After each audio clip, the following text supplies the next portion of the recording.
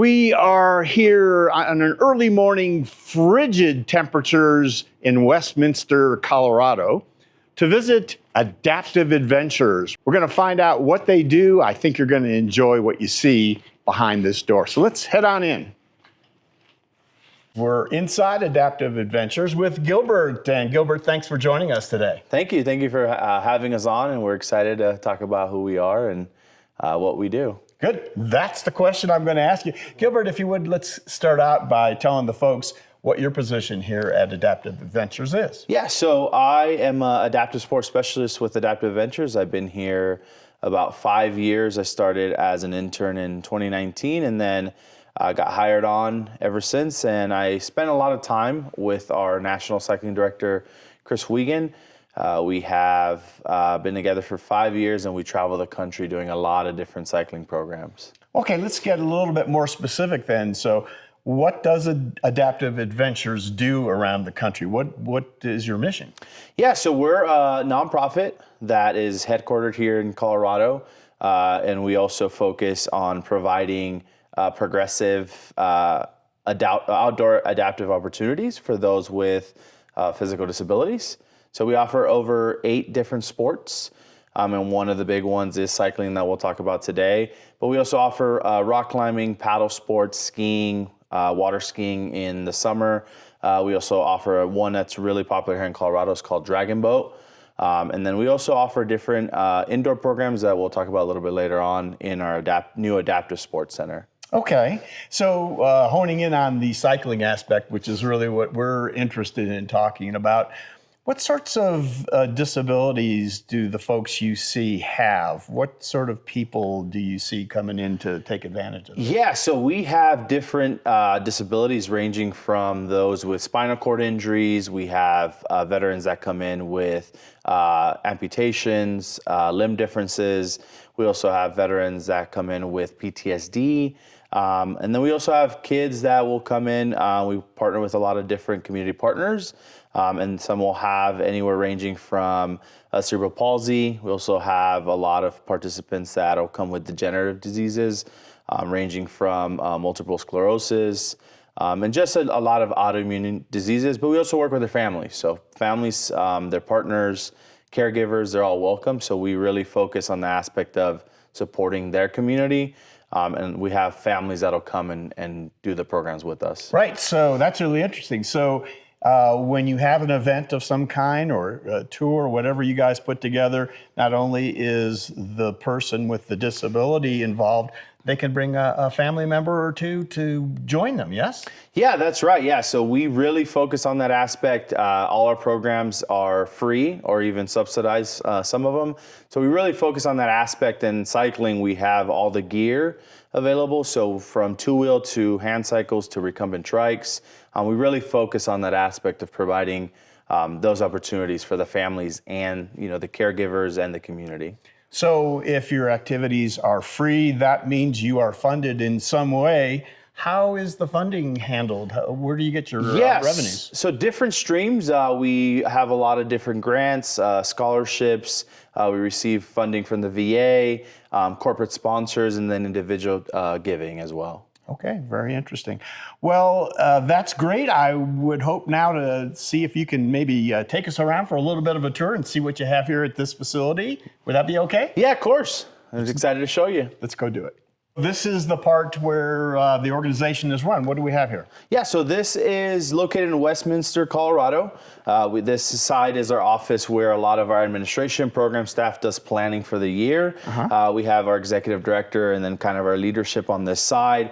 We do a lot of planning, but we also are open to the community to come in during business hours where we have people ask about bike fittings, bike recommendations. We really connect them with community partners if we don't have that equipment. So we really like to be a resource for the community of providing that. And we also do a lot of calls talking to a lot of manufacturers about specific adaptations, things we need, things we want to see. So we really focus on that part of the inclusion in cycling. That brings up a question I just thought of. So the manufacturers, so I know you have a number of recumbent trikes here, and you probably have a lot more out in the trailers and such that you use.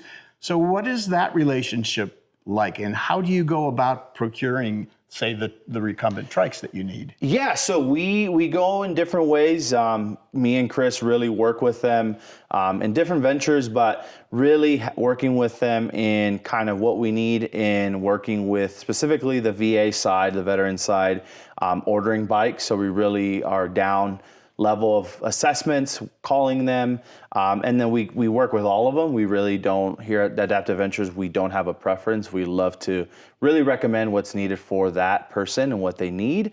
And just knowing them by names, Chris just attended CycleCon this past year. Right. And then we also call them. So we're working with a lot of the European manufacturers that are coming with new hand bikes, new trikes. So we're really excited with those partnerships. So the client is assessed, the particular type of bike or trike is determined, and then you contact that specific manufacturer to talk to them about putting it together? Correct. Yeah, so different ways. Sometimes it may happen that way. If not, it's going to be through whether it's a therapist, through the veteran side, civilian side, if they're working through grants, scholarships, we help them, and then they go and find that route. And then as well as bike shops. So we work with a lot of bike shops around the country, whether they have those trikes or hand cycles, or they're helping them find the right fit, or they're going to do the assessment. So Chris does a lot of phone calls, whether it's virtual or on the phone, and then he helps those mechanics or the individual get the bike fit that they need. Super. All right, Gilbert, where are we going next? So we're going next to our new Adaptive Education Center. We're really excited. It's on the left-hand side of the building. We just opened it in December. Really excited because we are able to run trainings, indoor programs, and then as well to really see a lot of the new things that we have in store. So this building we just opened, like I said, it's going to be able to just people to come in, get information. We kind of have a waiting area. This is where we'll have meetings as well, and then I'll walk you in as well to kind of where we're going to have a lot of different workouts. So this space is really nice because it's going to have indoor rowing, indoor fitness. We're still building it out. It's still finishing up this year. As you see, we have some of our new bikes. We have indoor trainers. We have smart trainers. So we're really excited about that. And then during the winter time, we host indoor cycling and indoor rowing programs. And indoor cycling right now has a virtual option where people can tune in around the country. And they can virtually cycle with us. Can you say a little bit more about that? Sounds really interesting. So you have folks here cycling for the programs, but you can join remotely. So how does that work? Correct. You could join remotely. You're going to sign in through our website. You create a profile like any other program, or even if you go to the gym. From there, if you have a trainer, whether it's smart or different types of trainers, we lead a class for an hour, and then we also help you build those programs similar to what people use as Swift, Ruby, but we like to call ourselves kind of that adaptive side of cycling, where we can help anyone that has one of these bikes cycle in the winter. So we're really excited about that. Yeah, so all you see in the screen is you get to see a workout, you get to see the class through a virtual Zoom option, and we're really excited about that program. Very interesting. Okay, and I see you've got 3 AZUBs right here, a Tricon and a couple of tie flies. So very nice. All right, well, where will we head next? So next we're gonna head to where all the magic happens. Is kind of our second garage now, but it houses all our kind of equipment, from bikes to other programs, like I said, paddle sports. We're really excited about that, and then kind of our indoor programs. So this is John. He's one of our lead volunteers. He spends a lot of time here back in the garage. But we're really excited for kind of this space because we finally have a dedicated space for all of our equipment, specifically cycling. So cycling takes the most. But as you can see, we have trainers, we have rowers. This kind of the left side is our paddle sports. We have a river program. We have camping. And then kind of as we continue, we have kind of our ever-growing fleet. We have mountain bikes to some road bikes, and then the back end is kind of the feature we love the most, is kind of where our bikes get tuned and get worked on. And then we also have classes coming this year where we have a full shop of equipment. We have up top, you can see kind of the hand cycles. But we have over 150 adaptive bikes in our fleet. What a beautiful workstation here. Look at you, got about everything you could need. Very nice. Well, you know, Gilbert, since you mentioned and we got a chance to see John, let's maybe talk a bit about volunteers. We want to be able to see how our viewers can help you. And I guess maybe volunteering is one way that people can help out here. Tell us all about Yeah, so volunteering, so you can come in, whether you want to be a ride buddy, you want to be a mechanic, you just want to support. There's different roles and different ways you can get involved, not just here in Colorado, but all over the country. So whether you look on our calendar, you can see where we're at, you can reach out. We have different roles. We always need volunteers. We have probably over 250 volunteers a year that come out in different ways to help out. And we're always excited for that. So that's different ways they can get involved. Great. Well, John, would you mind talking to us for a second? Become a little closer so we can be mic'd up. So what do you do here as a volunteer? As a veteran volunteer, I was sent down here by VA to get over a back issue and leg issues. So I started with their old shop, just trying to clean out the nuts, the bolts, sort out the parts and pieces, that type of thing. And then in the last 2 months, I built all this. Oh, wow. This is beautiful. So, and how long have you been volunteering here at Adaptive Adventures? Volunteering about 6 years. Okay, wow. And what do you feel that you have gotten out of volunteering? Does it do something for you as well as helping out the organization? Definitely haven't become a couch potato with all the medications that I'm on for pain and other issues. Got me off the couch, out of the house, and doing something that I'm able to do mechanically and just helping it out around the whole organization. That's good. Since our big things are like our monthly events for when we bring everything together at one point. It gets very hectic and all that. So that's when they can really use the volunteers. Would you encourage other folks in your position, maybe other folks who might be interested to volunteer? Would you encourage them to do so? Oh yeah, there's always something to do around here. Always trying to keep up cleaning after him. Gilbert makes a mess then, does he? Yeah, all right. That's his biggest mess right there. All right, well, let's get back to Gilbert then, and I'll probably just cut that part out because we don't want to say anything bad about Gilbert. John, nice to meet you. Okay. All right, Gilbert. What the dog?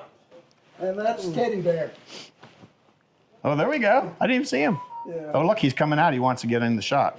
There you go. Hey, Teddy Bear. He's in every photo of the other photo I take. Very nice. All right, Gilbert, where would we go next then? Yeah, so the next piece is probably our biggest and most important, in our opinion, is what makes us really excited here at Adaptive Adventures, is we offer kind of a mobile aspect to what we do.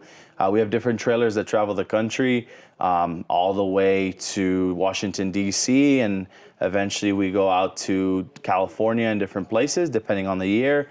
And then we also house different trailers in satellites. So Puerto Rico, Hawaii, those are kind of our newest, and we just kicked off a new program in Guam. So kind of what we're excited about is we are able to move equipment and provide these opportunities in different communities, specifically those underserved. We will then step outside into the chilly air and take a look at the trailers. Yeah, of course. Is that where we're going next? Yep, so we're gonna go see our... Wait, let's say, because I am going to put my coat on before we do that. So we're going out this way, right? Yeah, that's right. We'll be right back to do that. All right. Gilbert, can we maybe have a look at this trailer and you can talk to us a little bit about how... Whoa. Okay, no harm done. Can you tell us a little bit then about how this mobile aspect of Adaptive Adventures works? Yeah. So this is our what we call our national fleet or national cycling trailer. This, when we go mobile around the country, can store anywhere from 40 to 60 bikes in it. Wow. We have anywhere from, to our right, we have new hand cycles. Some are e-assist or electric assist, to where we have left some off-terrain or kind of off-road tricycles. from different brands, different manufacturers. So we kind of have a little bit of everything to fit those that we see. And the really cool aspect of this trailer, depending where we go in the region we serve, we're able to move our fleet and exchange what's in here, kind of mold it to where we're going. So we're really excited about that. And then that's kind of the fleet, goes anywhere in the country. Sometimes we hit multiple cities when we're on the road. And then we really have a cool aspect where we have one of our lead volunteer mentors. He's a hand cyclist. His name's Mike Salas, and he drives this fleet all over the country. So this is our largest one, can house, like I said, anywhere from 45 to 60 bikes. But we also have 2 other cycling trailers that we can serve a bigger community. Here locally, we can use 1 to 2, and that's what's really exciting. So, Gilbert, typically in a given year, say last year, how many events did you remotely go to across the country? Yeah, so just cycling itself, we probably served, I believe, over 15 cities. Wow. Then numbers, I would say we probably put people on bikes, probably over 600 people.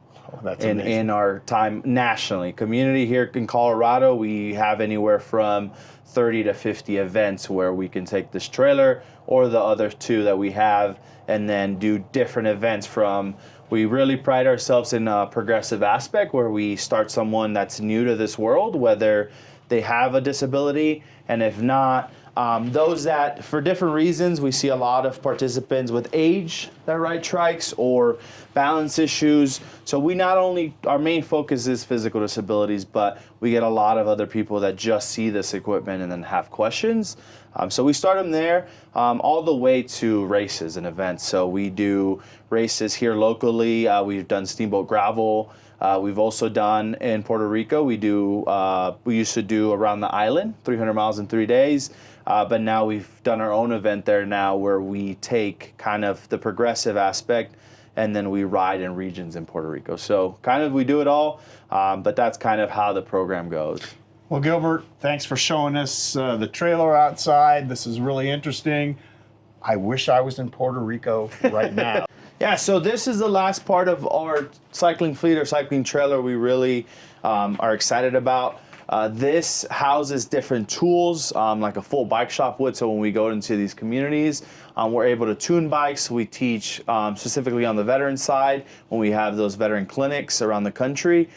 We teach them how to tune their bike, how to learn what to look for. And that's kind of our progressive clinic that we have.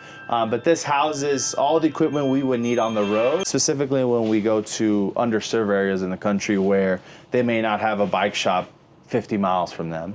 All right, Gilbert, so I see a bunch of Haza Delta trikes here. What do you do with these? Yeah, so these are really cool, and the other piece that we add in our fleet is these are able to be used in tandem or individually. We really work with Haza and then as well as Rad Bikes out of Vermont. Vermont, yeah. We really work with them, and David Black, he's a huge partner with us. They allow us to just put families together. A lot of participants that are visually impaired as well. But so they're a really great bike, really great tool. We're really excited about them and kind of what they're used for. So they're a great bike. When we have a lot of different other equipment with Rad that we have in our fleet.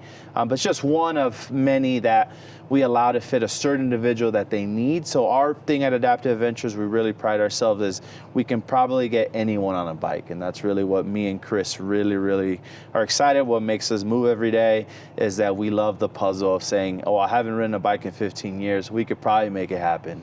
And watch that smile come on their face as they experience something really new. So, all right, great, Gilbert. Let's get on inside. All right, Gilbert. So I guess another question I had to do with the types of adaptations that you do to the bikes and trikes. How do you adapt them for the folks with these needs? Yeah, so we have different tools kind of in our fleet and kind of in our mobile trailer. We have different things that we can use, like this one from Haas. It's called the crank shortener. So this can be used for different reasons. One being those participants with amputation or limb difference where one of their limbs, specifically their leg, is shorter than the other, or they're completely missing it. We can add this on the actual crank arm, and then that'll be allow them to have different ranges to reach when they pedal. This could also be used on a hand cycle if we need to shorten a crank, depending on the sizes they come in. This allows us another tool. If we can't have a 175 meter, crank, we can add, make it shorter or longer in that tool. So that's one of them. Another one, this is from a veteran here in Colorado. These are pedals that he designed, he made, just to create a bigger platform for those that have different pain at the bottom of their feet. This allows us for straps as well, and it's also really adjustable. The heel can move, the front side can move as well, so that allows for different reasons. If someone has pain, if they can't strap on the toes and they're just using the heel cup. So these are really adjustable, and this is one of maybe 8 pedals we have in our fleet. We also have some more that I cannot talk about, but one big one we're testing right now is magnetic pedals. Is a really big one for those that can't clip in. And then this another one that I like to talk about, this is from Haas as well. This is really exciting because this is a AFO, so ankle foot orthotic. It kind of just mimics, if participants have that, you can put this pedal on and then they'll be able to use this pedal on their trike, on their bike as well, of being able to pedal directly, keeping everything in line, and then just keeping from different reasons why they would use this. One example is drop foot, or like I said, if they have an AFO that they wear themselves, we can use this pedal as well. Okay, that's great. And I think this I think this gentleman was at CycleCon the year before, and he had set up a booth, if I'm not mistaken. Propel, yeah, he's based out of Denver. Chris and worked with him years ago through our clinic, and then now he's designing pedals to help other veterans that have similar pain. He just wanted to design something, so that's kind of what is really exciting. Is not only do we work with him, but eventually a lot of people we serve and work with, they start designing their own products to help the cycling world. Great. All right, so I guess one last thing we want to talk about is something that has taken the trike world by storm over the last number of years, whether you have adaptive needs or not, and that's e-assist. So can we take a look at a couple of trikes maybe and talk about e-assist? Yeah, of course. So obviously electric assistance is of great importance to someone who may have some adaptive needs or maybe strength issues as well. Tell us about what you do with the e-assist on these trikes. Yeah, so e-assist, over the past year, we have almost nearly tripled our fleet in electric assist. We just received these A-Zubs maybe a few months ago. So different reasons why we would get electric assist, but we also offer hand cycles. We also have Tandem by Haas. We also have two-wheel electric option. So we offer a little bit of everything, like I said earlier, about working with families and things like that. And why would someone need electric assist? We really see it in participants that have degenerative diseases such as MS, where they fatigue, specifically in the summer months, where they're not going to be able to ride as long. So something like electric assist allows them to go further and farther. Gilbert, I want to thank you so much for showing us around Adaptive Adventures here in Colorado. It's been a pleasure talking to you and learning so much about what you guys do, and we're anxious to share that with our audience. I guess one last thing to ask is, how can people either donate or learn more about Adaptive Adventures? Yeah, they can go on our website. It's www.adaptiveadventures.org. They can call us, they can email us. You can see us on our social media. We have Facebook, Instagram. You can also follow us on our Strava Club, for those that use that. So different ways to reach out to us. I also want to thank you for coming from Ohio and the Layback Report. We're always excited to have people like you that are really excited about cycling and kind of growing that audience. So thank you so much for coming out, braving the cold, as we wish it was warmer weather, but here at Adaptive, we cycle year round, whether it's indoors or outdoors. So any way they want to reach out, whether volunteering, donating, or just having questions, we're a resource for the community. Sounds good. Gilbert, thank you you so so much. much. All right.